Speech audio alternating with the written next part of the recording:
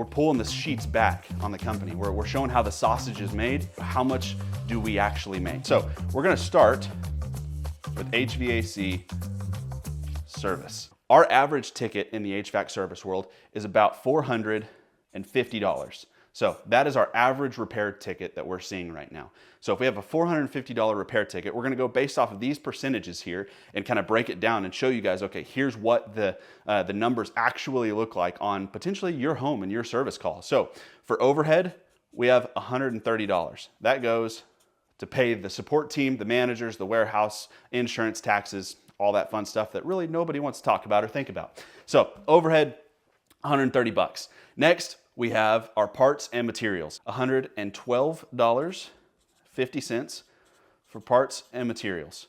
And the same is gonna be true, like we said, 25 and 25, direct labor, $112.50. And you're gonna think, oh my gosh, you're paying that service tech $112.50 for that service call? Well, here's where the rubber meets the road.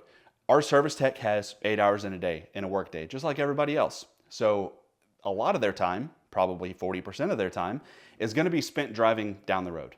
Unproductive, non-billable time. So they're not gonna be able to charge that to a customer. So either the company eats it and it comes out of profit, or we work it into our service price so that even when that tech is stocking the truck, or even when that tech is driving down the road, they're getting paid their full rate. So they're not having to worry about where that paycheck is coming from.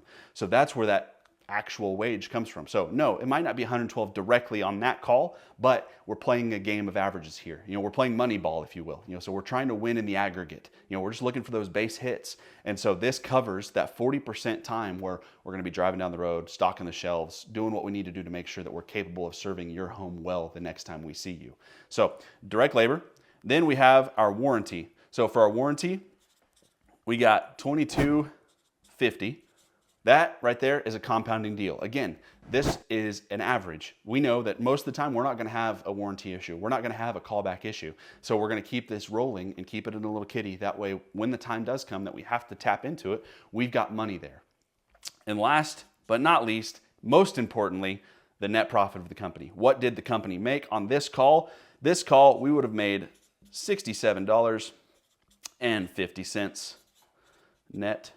Just like we're trying to squeeze in some profit, I'm trying to squeeze it on the page. That is how much we make on an HVAC service call. So this is kind of like that entry point. You know, most people are going to interact with us for an HVAC service or a plumbing service call. And then if it progresses from there, we'll get into a bigger ticket like an HVAC replacement. So this is number one. Done. Since we have recorded this video, we have some big news. We have been working on a brand new pricing tool for our website. So if you go to yarbroughsons.com and click on the instant estimate button, it will give you an instant estimate in 45 seconds or less. If you speed run it, that's how long it took me.